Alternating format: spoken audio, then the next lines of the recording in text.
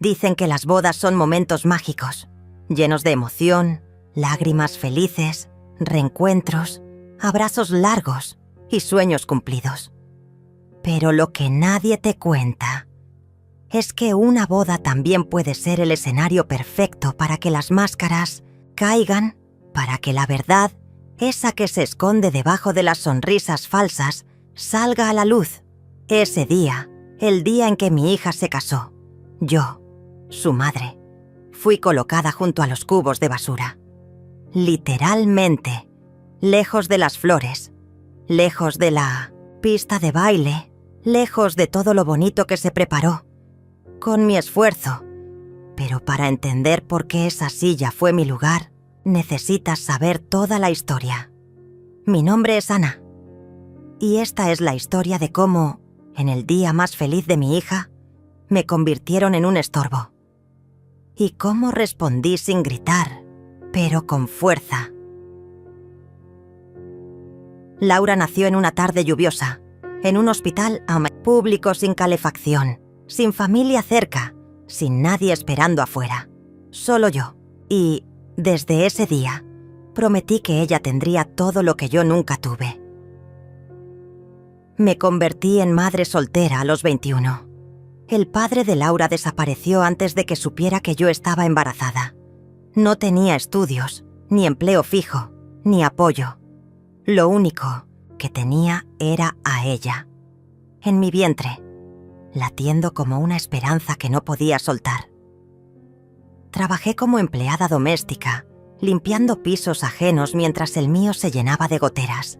Vendí dulces en la calle. Cuidé niños que no eran míos. Lavé ropa ajena mientras veía a mi hija dormirse sin cenar algunas noches.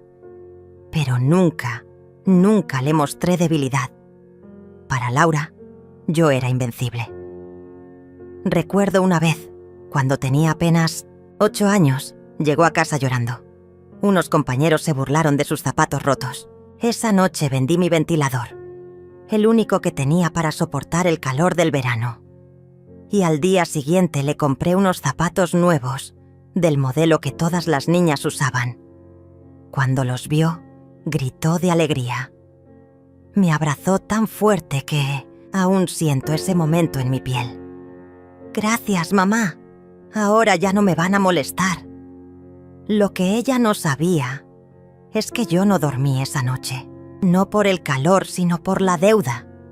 Pero así fue mi vida durante 20 años. Sacrificarme en silencio, esconder mis necesidades para que ella pudiera avanzar. Laura creció inteligente, decidida, con sueños grandes. Quería ser abogada. Y yo moví cielo, mar y tierra para que entrara a la universidad. Me endeudé para pagar el preuniversitario, para imprimir sus trabajos, para que tuviera ropa decente. Cuando no había dinero, dejaba de comer. Cuando no alcanzaba, vendía algo. Pero nunca permití que ella sintiera vergüenza. Mi orgullo más grande era escucharla decir: «Cuando me gradúe, te voy a comprar una casa, mamá. Una con ventanas grandes y sin goteras». Esas palabras me daban fuerza. Me hacían pensar que todo valía la pena. El día que se graduó, lloré como si me hubieran dado a mí el diploma. Ella se veía tan hermosa, tan feliz, rodeada de nuevos amigos, de nuevas metas. Fue ahí donde comenzó a cambiar.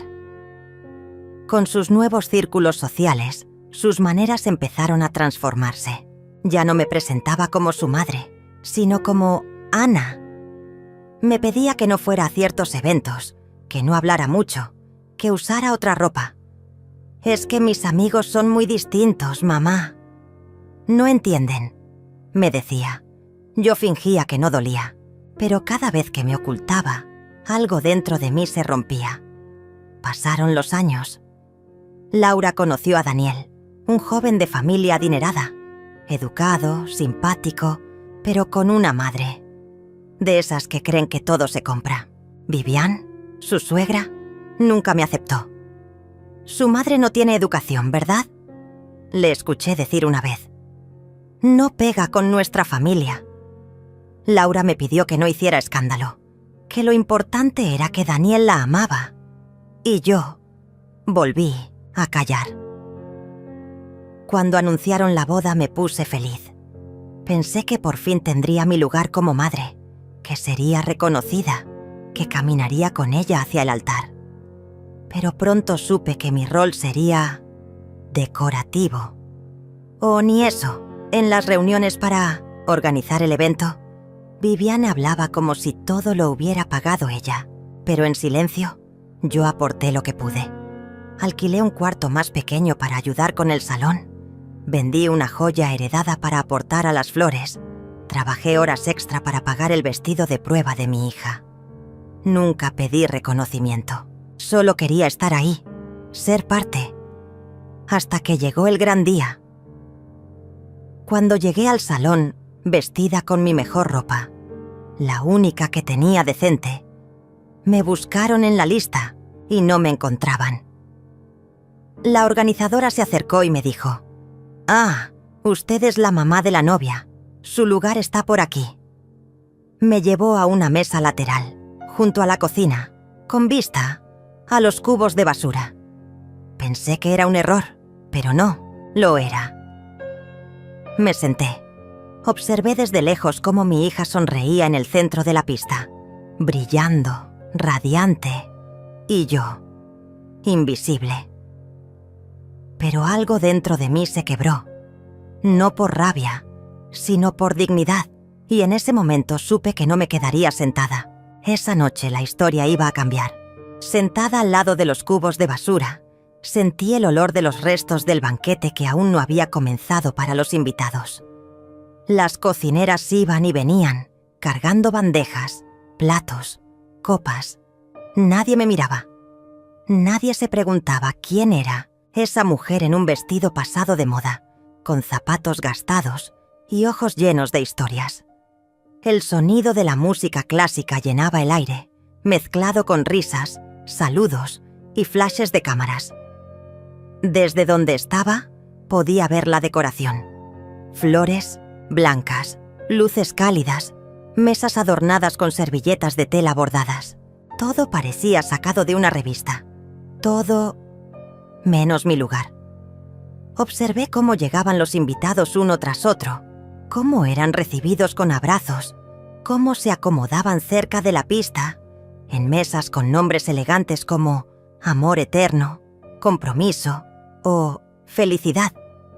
Mi mesa no tenía nombre, solo un número, 17, al fondo, sin mantel, sin centro de mesa y lo más humillante, sin copa de brindis. Pasé minutos preguntándome si levantarme, si reclamar, si buscar a mi hija. Pero algo me detuvo. Tal vez el miedo a arruinar su día, tal vez la costumbre de callar. Pero no pude evitar recordar cada paso que me llevó hasta esa silla olvidada. Recordé cuando Laura enfermó de bronquitis a los 6 años. No teníamos seguro. La llevé cargando al hospital bajo la lluvia, caminando más de 1 hora. Dormimos sentadas en una banca de plástico mientras esperábamos atención. Ella con fiebre, yo con miedo. Recordé cuando le compré su primer vestido para una fiesta de quinceañera.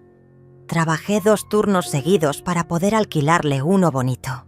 Me negué a comer carne durante 1 mes para completar el dinero. Y esa noche, cuando la vi bailar y sonreír, creí que todo valía la pena. Recordé cuando me dijo por primera vez que me amaba. Tenía 4 años. Me entregó un dibujo torcido que decía: «Para mi mamita, la más fuerte del mundo». Y ahora estaba en una mesa sin flores, ignorada, como si mi presencia manchara su momento. Entonces la vi. Mi hija apareció por fin, hermosa, con un vestido blanco que parecía hecho de nubes, su cabello recogido, su maquillaje perfecto. Todos aplaudieron. Su suegra lloró. El novio la miraba con adoración. Yo solo pude observar desde lejos. Ni una mirada, ni un gesto, ni un saludo. Y entonces lo supe. No fue un error. No fue un malentendido. Fue una decisión, una elección consciente de esconderme. Me temblaron las manos, sentí el nudo en la garganta y por primera vez en mucho tiempo dejé que una lágrima cayera sin esconderla. El mozo pasó con una bandeja. Le pedí un vaso de agua. Me miró confundido. «Disculpe, esta zona no tiene servicio», dijo sin siquiera detenerse. Yo, la madre de la novia, no tenía ni derecho a hidratarme. Me levanté. Caminé despacio entre las mesas. Escuchaba murmullos. Algunos me reconocían.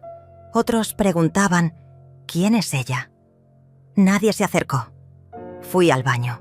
Cerré la puerta del cubículo y me miré al espejo. Mi reflejo me devolvió una mujer cansada, con arrugas en los ojos, con el cabello desordenado, pero con dignidad. No lloré más. Ya no. Me arreglé el vestido. Respiré hondo y salí. Busqué al gerente del evento. Le pedí hablar con él. «Buenas noches», dije con voz firme. Me gustaría revisar algunos puntos del contrato. Fui una de las financiadoras del evento. Él, sorprendido, revisó en su tableta y encontró mi nombre. Ana Torres. Había hecho varios pagos en efectivo y otros desde mi cuenta. «¿En qué puedo ayudarla?», preguntó ahora más respetuoso. «Necesito que cancele el contrato con el DJ, el fotógrafo y el servicio de luces. Los pagos de esos servicios están a mi nombre y deseo retirarlos ahora». El hombre dudó. «Señora, eso afectará todo el evento». «Exactamente», dije sin parpadear. Volví a la cocina. Llamé a la florista que conocía. Le pedí que retirara los arreglos que yo había pagado. Eran los que estaban en la entrada, los más grandes. También me comuniqué con la empresa de transporte que alquilé para traer a algunos invitados. Pedí que recogieran sus vehículos. Todo legal, todo con documentos. Mientras tanto, en el salón, la música comenzó a apagarse. Las luces principales disminuyeron. Los arreglos florales de la entrada fueron retirados uno por uno. El murmullo creció. El ambiente cambió. Y entonces, mi hija vino corriendo. «¿Qué estás haciendo, mamá? ¿Te volviste loca?». Su maquillaje ya no era perfecto. Su voz temblaba, su rostro confundido, entre rabia y miedo. «Estoy retirando lo que es mío», le respondí. «Vas a arruinar mi boda». Ya lo hicieron cuando me sentaron junto a la basura. Silencio. Por primera vez. Me escuchó. Todos miraban. Nadie intervenía. «Todo. Esto lo hice por ti. Toda mi vida trabajé para que tuvieras esto», le dije señalando el salón. «Pero si crees que puedes borrarme, esconderme, avergonzarte de mí, entonces no mereces nada de esto». Viviana, su suegra, se acercó. «Esto es una vergüenza», dijo. «Estás actuando como una resentida».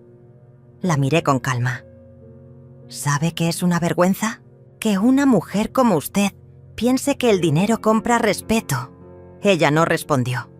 Solo se alejó, jalando del brazo a su hijo.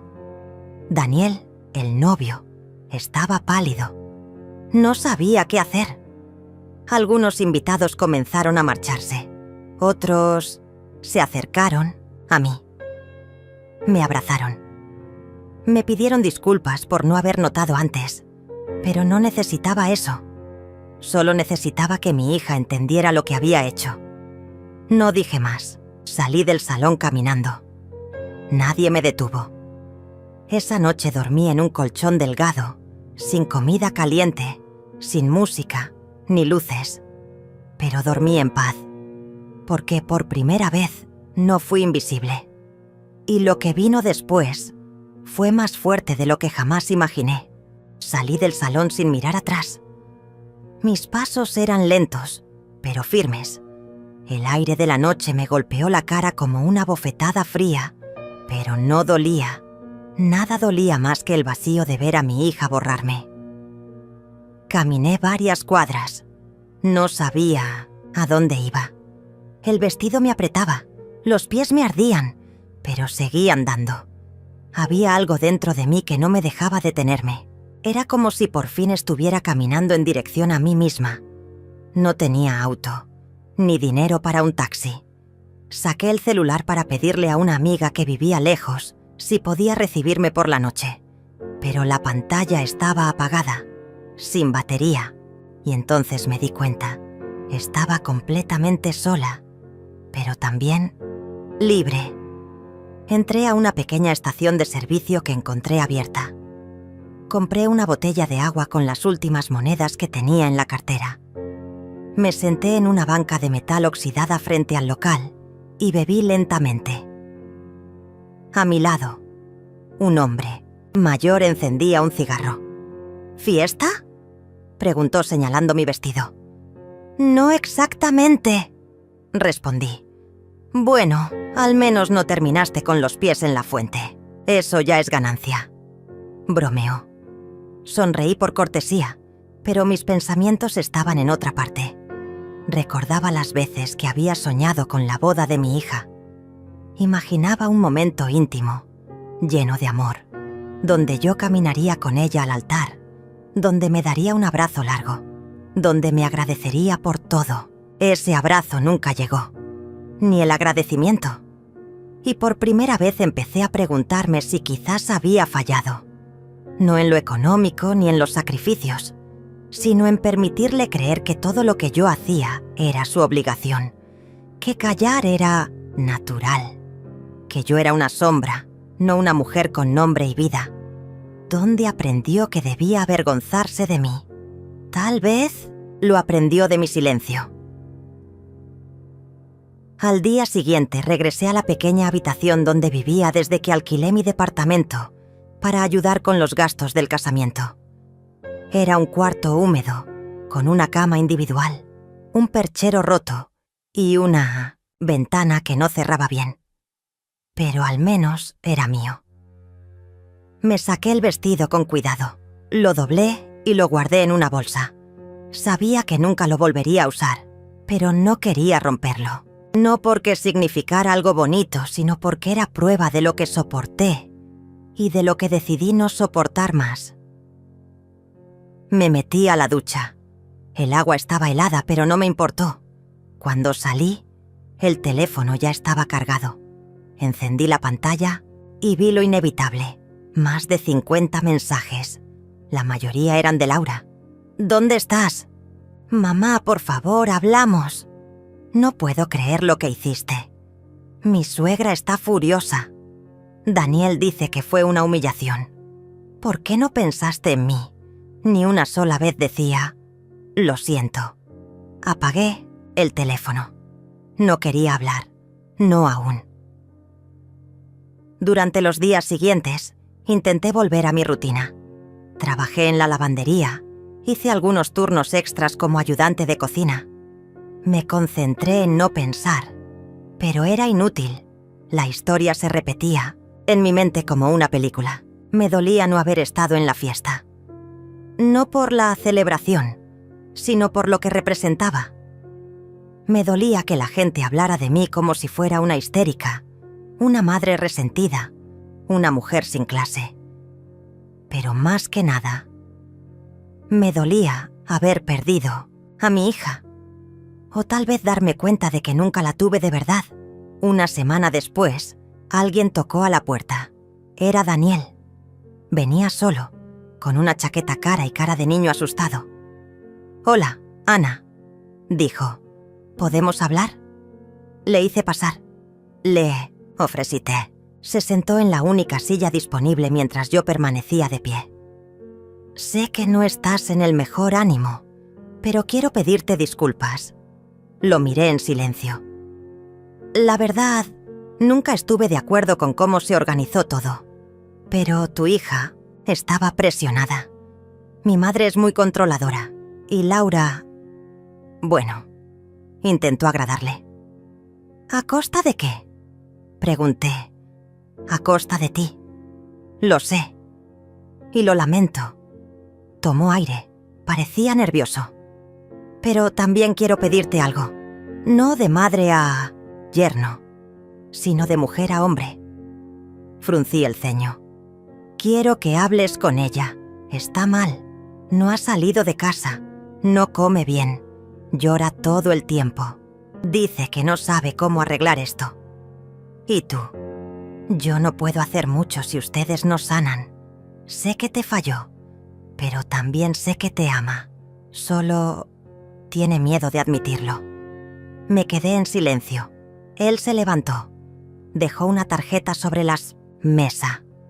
Estaremos en casa este viernes, por si decides venir, a las 6. No tienes que dar una respuesta ahora. Solo piénsalo. Y se fue. Esa noche no dormí. Caminé por el cuarto una y otra vez, pensando, luchando entre la rabia y el amor, entre la herida y el deseo de cerrar el ciclo. Finalmente, el viernes, me vestí con ropa sencilla. Tomé un bus hacia el 600, barrio donde vivían. Era un lugar elegante, con jardines bien cuidados, portones eléctricos y casas con cámaras de seguridad. Me sentí fuera de lugar. Pero ya no tenía miedo de eso. Toqué el timbre. Laura abrió la puerta. Estaba pálida, con ojeras y el cabello desordenado. Parecía una niña otra vez. «Mamá», susurró. No dije nada. Solo entré. Nos sentamos en la sala. Un silencio largo nos envolvió. Y entonces habló. «No tengo excusas. No puedo justificar lo que hice. Me dejé llevar. Quise encajar. Quise que todo fuera perfecto. Y para eso te escondí». Sus ojos se llenaron de lágrimas. «No sabes cuánto me odié cuando te vi sentada allí. Pero no supe cómo reaccionar. Me congelé. Y cuando quise hacer algo ya era tarde». «Nunca es tarde», dije. Se arrojó a mis brazos como cuando era niña. Lloró durante minutos. Yo también. No resolvimos todo, pero ese abrazo fue un comienzo. Pensé que después de eso, las cosas mejorarían, pero estaba muy equivocada, porque la verdadera guerra no había hecho más que empezar. Recibir una demanda fue como un balde de agua helada en medio de un incendio. Pensé que había pasado lo peor, que la humillación pública sería lo más bajo, pero no. Ahora tenía una amenaza real, legal, con papeles y abogados. Una mujer, rica, poderosa y sin escrúpulos, quería destruirme. Y lo peor era que podía lograrlo. La madre de Daniel me acusaba de difamación, daño moral y perjuicio económico. Decía que mis videos habían afectado la imagen de la familia, que habían perdido inversionistas en la galería por la mala prensa, que mis palabras incitaban al odio y habían desencadenado amenazas a sus allegados. En pocas palabras, me convertían en la villana de una historia que ellos habían escrito. Fui a un abogado de oficio. No podía pagar uno privado. El hombre que me atendió era joven, con cara de recién egresado, pero me miró con respeto. «Vi tus videos. Mi mamá los compartió. Dice que te admira». Eso me sacó una sonrisa. «¿Y qué puedo hacer?», él suspiró. «Legalmente, ellos tienen un caso. No fuerte, pero sí armado. Si quieren llevarte al extremo, podrían hacerte perder tiempo, dinero, salud. El sistema muchas veces favorece al que tiene más recursos». Me quedé en silencio. «Pero también tienes a la gente», agregó, «y eso vale más que 1000 abogados». Esa noche pensé en rendirme. Pensé en borrar todo, desaparecer de nuevo, volver al cuarto húmedo, a las bolsas de ropa sucia. Porque así no duele tanto, porque al menos ahí nadie te apunta con el dedo. Pero después abrí el celular. Vi los comentarios. «Tu historia es la mía». «No pares, Ana. Habla por todas». Me hiciste reconciliarme con mi mamá, y entonces lo supe. No podía callarme. Grabé otro video. Esta vez, sin guión, sin filtros. Hoy recibí una demanda. Quieren silenciarme. Dicen que mis palabras son peligrosas, que mi dolor es un ataque, pero yo solo conté la verdad. Sí, la verdad duele. Entonces, la herida no es mía. Es del que no quiere mirarse al espejo.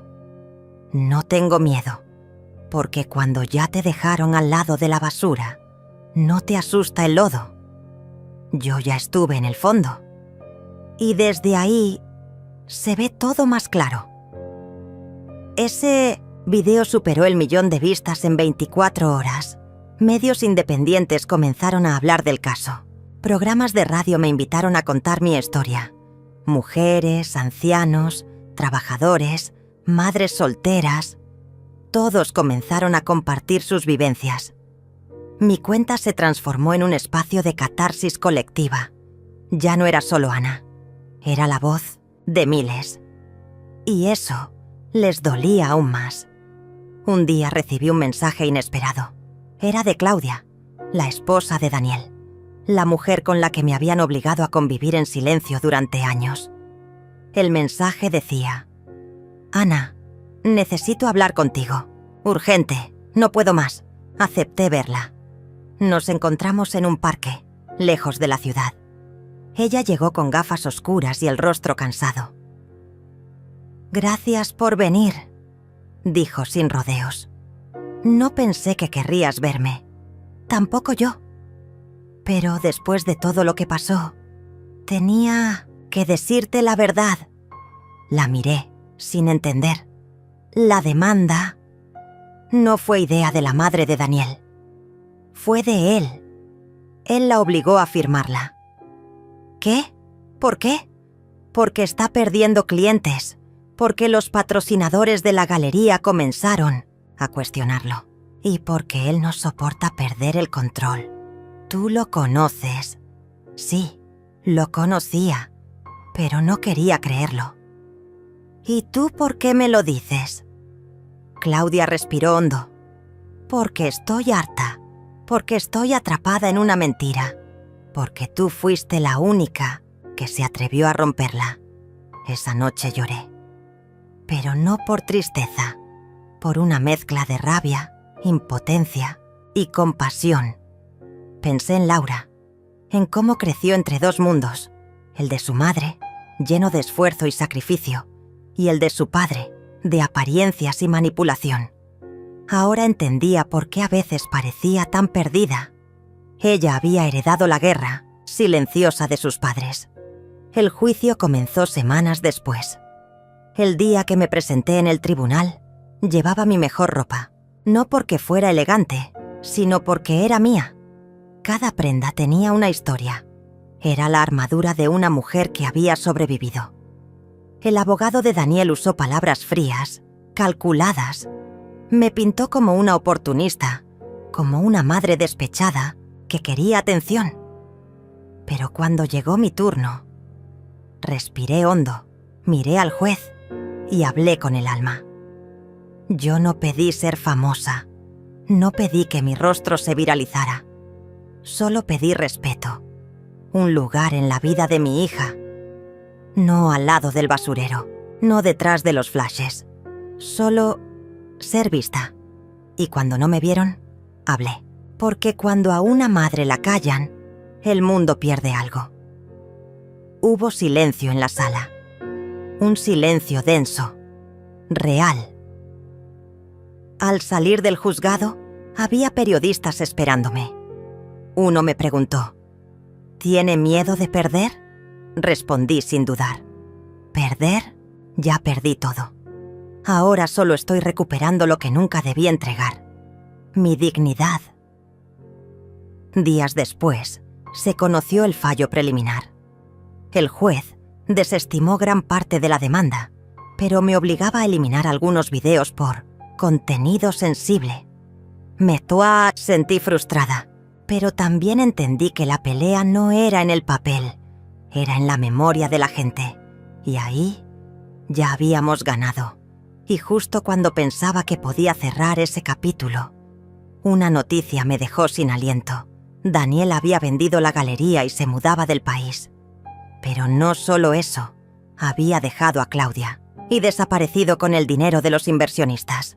Un escándalo nacional, corrupción, lavado, fraude. De repente yo ya no era el escándalo.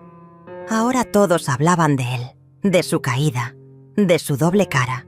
Y entonces entendí, la verdad siempre encuentra su camino.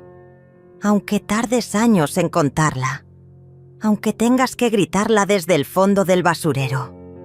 Pero el destino aún tenía una última vuelta para mí. Una productora me contactó. Querían adaptar mi historia. Película, documental, libro. Me ofrecieron dinero, exposición, giras. Y ahí por primera vez me pregunté, ¿qué hago ahora con todo esto? ¿Lo tomo? ¿Lo rechazo? ¿Puedo volver a ser solo Ana cuando ahora el mundo quiere escucharme? Fama, dinero, reconocimiento. Todo lo que alguna vez soñé, ahora era real.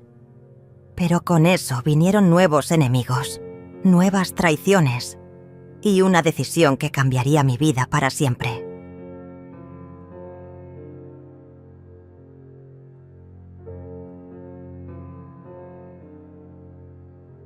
Aceptar la oferta de la productora fue una decisión que me quitó el sueño durante días. Por un lado, era la oportunidad de contar mi historia a millones, de convertir el dolor en algo más que lágrimas. Por otro, sabía que poner mi vida en una pantalla significaba renunciar a lo poco que me quedaba de privacidad. Todo estaría ahí. Mis errores, mis decisiones, mis heridas. Consulté con amigos, con el abogado, incluso con Claudia. Pero al final, la decisión fue solo mía. Y dije que sí. El primer paso fue ceder los derechos de mi historia. La productora quería libertad creativa, pero yo exigí una cláusula especial. Yo narraría mi propia historia. No quería que una actriz famosa hiciera de madre sufrida, mientras en la vida real yo aún recogía los pedazos. Ellos aceptaron. A regañadientes, pero aceptaron. Los meses siguientes fueron una locura. Entrevistas, guiones, rodajes. Me maquillaban, me ponían luces, me pedían repetir frases. Más emoción, Ana. Di esa línea como si realmente te hubieran destrozado el alma. Yo pensaba, no necesito actuar eso. Ya lo viví. Con cada escena, revivía momentos que preferiría olvidar. El vestido arrugado en el matrimonio, la comida fría, el olor a basura, las miradas esquivas. Pero también revivía mi fuerza, la forma en que me levanté, la rabia que se transformó en coraje. A veces, los actores lloraban durante las grabaciones. Incluso la actriz que hacía de Laura no pudo contener las lágrimas. «No entiendo cómo seguiste adelante», me dijo un día, «porque no tenía otra opción». La serie se estrenó 6 meses después, en una de las plataformas más vistas del país.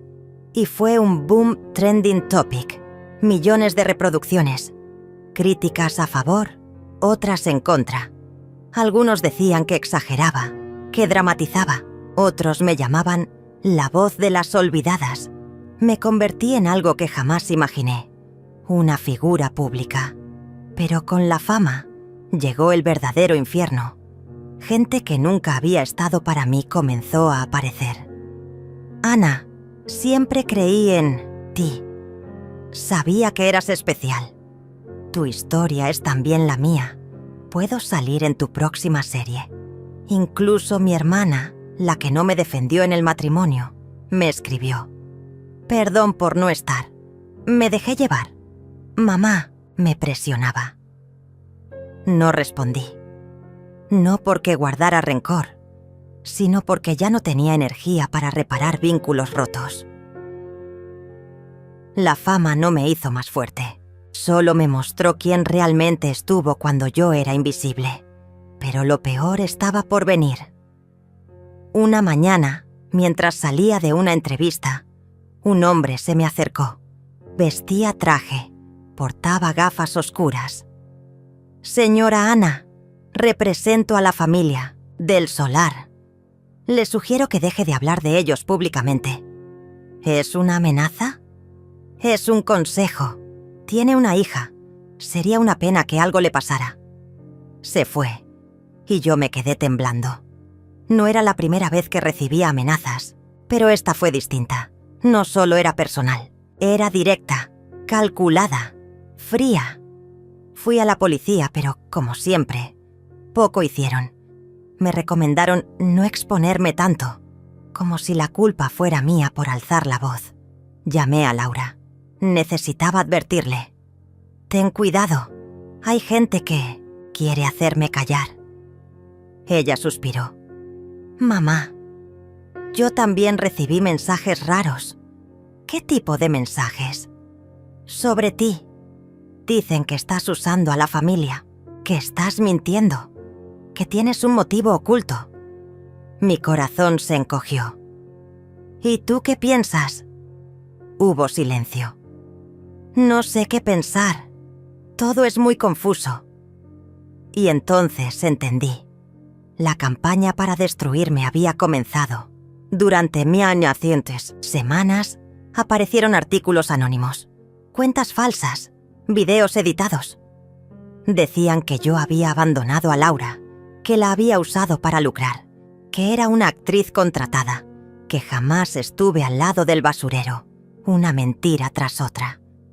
Pero lo que más dolió fue que algunos comenzaron a creerlas.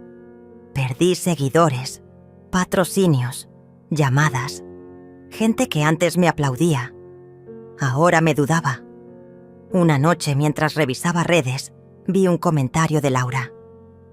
«A veces es mejor no remover el pasado. Hay heridas que deberían quedarse cerradas». Era vago, pero sentí que iba para mí, y ahí supe que la estaba perdiendo otra vez. Tuve un colapso nervioso, literalmente. Terminé en urgencias, presión alta, taquicardia, insomnio. El médico me recomendó descanso total. Pero, ¿cómo descansar cuando tu vida está en llamas? Pasé días en silencio, sin grabar, sin publicar, sin hablar. Pensé en dejarlo todo, en desaparecer de nuevo.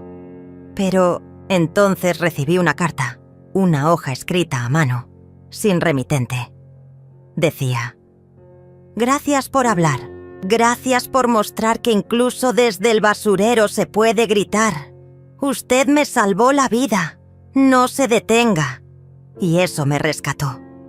Grabé un último video, no para volver a la fama, solo para cerrar el ciclo. Me quisieron callar. Me pintaron como loca, como mentirosa, como oportunista. Pero yo solo hablé desde el lugar más sincero del mundo. El dolor. No busco venganza, solo verdad. Si con eso incomodo, es porque aún hay algo que sanar. A mi hija, solo puedo decirle que siempre la amé, incluso cuando me dio la espalda. Porque ser madre no se trata de recibir, se trata de sostener, incluso desde lejos. Ese video no se hizo viral, no tuvo millones de vistas, pero tuvo lo que más necesitaba: paz. Poco a poco, mi vida volvió a un ritmo menos frenético. No más alfombras rojas, no más cámaras, solo yo, mis letras y el silencio.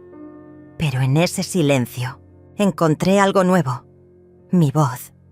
Hasta que, un año después, una llamada cambió todo. Era Laura. Su voz temblaba. «Mamá, necesito verte. Es urgente. Hay algo que tengo que decirte. Algo que nunca supe cómo confesar». Mi corazón se detuvo. «¿Qué pasa, hija?» «Es sobre el día de la boda. Sobre por qué te pusieron al lado de la basura». «¿Qué quieres decir?» «Mamá, no fue un error. No fue decisión de papá. Fui yo quien lo pidió». La llamada de Laura me dejó paralizada. Sus palabras daban vueltas en mi cabeza como cuchillas. Mamá, no fue un error. No fue decisión de papá. Fui yo quien pidió que te pusieran al lado de la basura. La línea quedó en silencio. Solo escuchaba su respiración entrecortada al otro lado. ¿Por qué, Laura? ¿Por qué harías algo así? No lo sé. Estaba confundida, enojada, dolida. ¿Dolida? ¿Conmigo? Me senté lentamente en la cama, como si mi cuerpo ya no soportara el peso de una verdad tan cruel. Necesito que me lo expliques, todo. ¿Puedes venir a casa? Acepté, pero no por ella, sino por mí. Tenía que entender, tenía que cerrar este infierno con un punto final. Esa tarde, fui a su casa, la misma casa donde fui tratada como una extraña, donde comí sobras junto a los cubos de basura, donde escuché risas que no me incluían. Pero ahora la casa estaba silenciosa, y Laura me esperaba en la puerta, sin maquillaje, ojerosa, vulnerable. «Gracias por venir», dijo bajando la mirada. Entramos. Nos sentamos en el salón. No había té, ni galletas, ni sonrisas falsas. Solo nosotras y una conversación pendiente desde hacía años. Recuerdo que cuando tenía 12 años, me prometiste que nunca me abandonarías. Comenzó ella. Y no lo hice, respondí. No físicamente, tal vez, pero emocionalmente estuviste ausente. Aquello me golpeó. Trabajabas todo el día, siempre estabas cansada. No tenías tiempo para mis cuentos, mis dibujos, mis cosas de niña. Lo hacía para darte lo mejor, para que no te faltara nada. Y no me faltó, pero tampoco estuviste. Sus ojos se llenaron de lágrimas. Cuando papá apareció de nuevo, me abrazó como si me hubiera esperado toda la vida. Me decía que tú habías arruinado todo, que le prohibiste verme, que él era la víctima. «Ah, eso no es verdad. Él nos abandonó. Nos dejó con deudas, con mentiras». Yo no lo sabía. Era una niña. Y cuando quise preguntarte, tú te encerrabas en el trabajo. Me decías que no era momento. Porque no quería que sufrieras. Y sufrí igual. Ahí lo entendí todo. No fue solo el abandono de un padre. Fue el silencio de una madre. Creí que protegerla era ocultarle la verdad, pero en ese silencio la perdí. Entonces, cuando llegó el día de la boda, yo quise que sintieras lo que yo sentí durante años. Soledad, invisibilidad. Tragué saliva. Y cuando te vi junto a la basura tan triste, me arrepentí. Pero ya era tarde. Papá me abrazaba. Los invitados estaban felices. No podía arruinarlo todo. Las lágrimas corrían por su rostro. Y luego, cuando hiciste pública la historia, me sentí traicionada. Pensé que me usabas, que querías venganza. No quería venganza, Laura. Solo quería entender y sanar. Nos miramos. Por primera vez, sin máscaras. Hubo silencio. No uno incómodo, sino uno necesario. Hasta que finalmente ella se acercó. Me abrazó, fuerte, temblando. «Perdón, mamá». Y yo, quebrada por dentro, respondí. «Perdón por no haberte escuchado antes. Los meses siguientes fueron un proceso largo. Reaprendimos a hablarnos, a respetarnos, a sanar. No fue de un día para otro, pero fue real. Terapia, paseos, llamadas, llantos, risas. Un día Laura me invitó a hablar en un colegio sobre maternidad y heridas invisibles. Acepté y comencé una nueva etapa. Ayudar a otras madres e hijas a reencontrarse. Hoy, mi historia sigue en internet. Hay quienes aún me critican, otros me admiran, pero yo ya no busco aplausos ni explicaciones, solo vivo. Y cuando me preguntan qué aprendí de todo esto, siempre digo que a veces el lugar junto a la basura no Es un castigo. Es un llamado a levantarse. Un año después del reencuentro con Laura, recibí una carta sin remitente. Era una hoja doblada con cuidado. Decía: «Gracias por hacer ruido. Gracias por no quedarte callada. Gracias por levantarte». Dentro había una foto. Era el salón del matrimonio. Yo, sentada junto a la basura.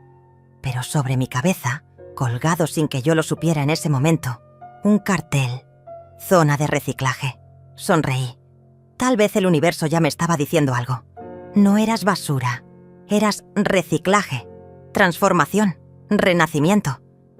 Pasaron semanas desde aquella conversación con Laura. Semanas en las que cada silencio entre nosotras dejó de ser un muro y empezó a convertirse en un puente. Habíamos tocado el fondo emocional y desde ese fondo comenzamos, lentamente, a construir una nueva forma de mirarnos. Una donde no éramos madre e hija enfrentadas, sino dos mujeres heridas intentando reconocerse. Una tarde, mientras organizaba papeles antiguos en mi apartamento, encontré una caja que había guardado durante años sin atreverme a abrir. Era de cartón desgastado, con los bordes amarillentos y una etiqueta escrita con mi letra: «No abrir. Demasiado dolor». Me senté en el suelo con la caja en las piernas. La abrí temblando, como si dentro hubiera guardado a una versión de mí misma que había preferido enterrar. Cartas, fotografías, recibos de abogados, un informe médico. Todo lo que había vivido durante los años en que su padre nos abandonó. Todo lo que oculté. Había una carta sin abrir, con un remitente borroso. La abrí y leí. Nunca supe cómo enfrentar lo que hice. Me fui porque me sentía pequeño. Porque era más fácil huir que enfrentar la responsabilidad. Nunca dejé de pensar en ti ni en nuestra hija. Solo espero que algún día puedas perdonarme por ser tan cobarde. Era de él, de Ricardo, el hombre que nos abandonó. El que, años después, regresó para ofrecer a Laura una versión falsa de los hechos. Nunca se la mostré. Pensé que no haría diferencia. Pero ahora, tal vez sí. Al día siguiente fui a verla. Llevé la caja. Nos sentamos en su cocina, esa misma donde me sirvieron café frío la primera vez que la visité después de la boda. «Quiero mostrarte algo que guardé por años», le dije, y puse la caja sobre la mesa. «¿Qué es?» «Nuestro pasado, pero sin filtros, sin silencios». Ella abrió la caja lentamente. Revisó las cartas, los documentos y finalmente encontró la carta de su padre. Al leerla, su rostro cambió. No de odio, sino de sorpresa. Nunca me habló de esto, porque no quería que supieras quién fue en realidad. Y tú tampoco. No quise que crecieras con rencor, pero en ese intento te alejé de mí. Laura lloró. No por la carta, sino por lo que no se dijo en todos esos años. Nos abrazamos, esta vez no para perdonarnos, sino para aceptarnos, así, rotas y valientes. Unos meses después, fui invitada a una charla sobre resiliencia en mujeres mayores. Nunca había hablado en público, pero acepté. Me puse de pie frente a más de 100 personas y conté mi historia, sin adornos, sin vergüenza, sin temor. Durante el matrimonio de mi hija me sentaron junto a la basura, literalmente, y por años pensé que ese había sido el punto más bajo de mi vida, pero fue, en realidad, el punto de partida. El silencio en la sala fue total, no un silencio incómodo, sino uno de atención absoluta. A veces nos dejamos poner en lugares que no merecemos, pero hay un momento, uno solo, en el que podemos decidir levantarnos. Terminé la charla con una ovación. No por ser heroína, sino por ser humana. Semanas después, recibí una carta inesperada. Venía sin nombre, pero con una caligrafía elegante. Gracias por contar tu verdad. Me ayudaste a levantarme.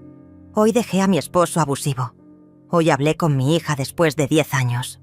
Hoy volví a mirarme al espejo. Lloré, porque entendí que mi historia, esa que comenzó al lado de un basurero, había ayudado a otras mujeres a salir de su propia oscuridad. Laura empezó a escribirme mensajes cada noche. A veces una frase, a veces una nota de voz.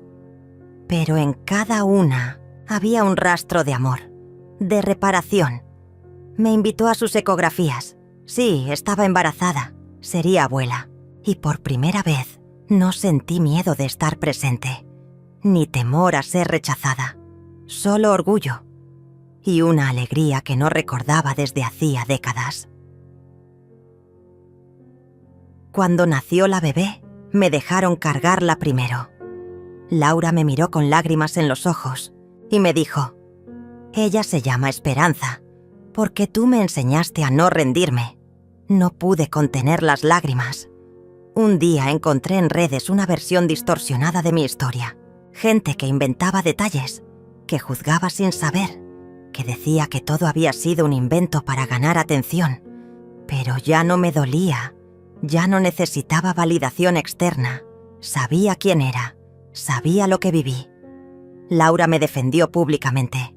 Dijo: «Esa mujer que llaman mentirosa es la razón por la que hoy estoy viva emocionalmente. Porque cuando todos me celebraban, ella me abrazó en silencio. Cuando todos me aplaudían, ella se sentó junto a la basura y me perdonó». Sus palabras se hicieron virales. No por el morbo, sino por la verdad. Abrimos juntas un pequeño centro de apoyo para mujeres que pasaron por abandono, rechazo o violencia emocional. Lo llamamos Levántate. Allí cada semana recibimos a madres, hijas, hermanas. Compartimos historias. No para competir en dolor, sino para tejer fuerza. Un día una joven llegó con su madre. No se hablaban hacía 5 años. Escucharon mi historia y al final se abrazaron llorando. La hija me dijo: «Gracias. Hoy volví a tener mamá.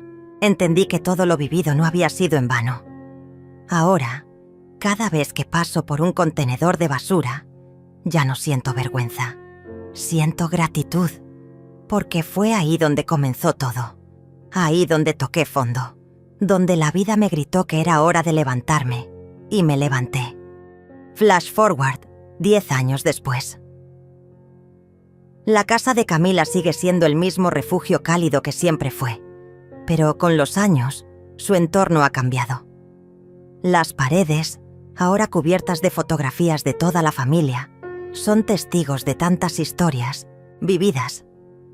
Cada rincón está impregnado de recuerdos y cada objeto parece susurrar la historia de una mujer que, contra viento y marea, nunca se dio por vencida. Camila, ya con el cabello canoso y una sonrisa más sabia, sigue siendo la misma, mujer fuerte que todos recuerdan. A pesar del paso del tiempo, su espíritu sigue intacto, y la fuerza que la definió nunca desapareció. Hoy, su nieta Esperanza, ahora una joven de 17 años, llega a su casa con una energía renovada. Es un día especial.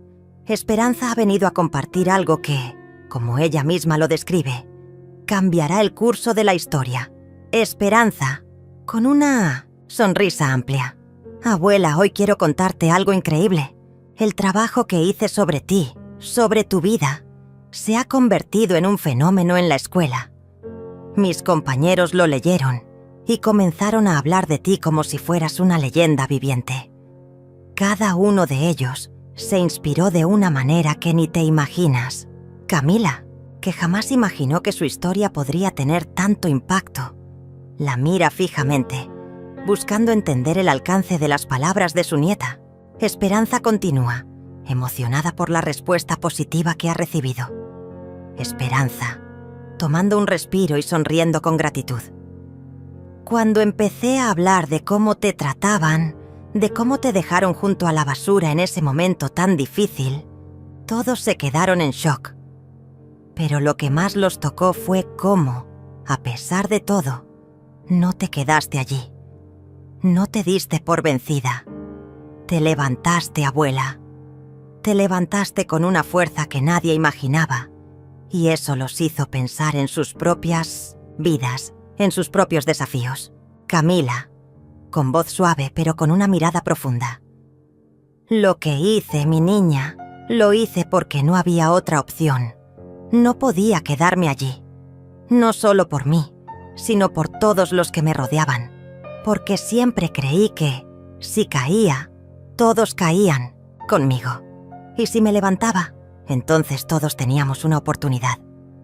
Esperanza se sienta junto a su abuela, tomando su mano con cariño. El tiempo parece haberse detenido por un momento. Hay una calma en el aire, como si el mundo entero hubiera escuchado la conversación que está teniendo lugar en esa sala. Esperanza, con una voz llena de emoción.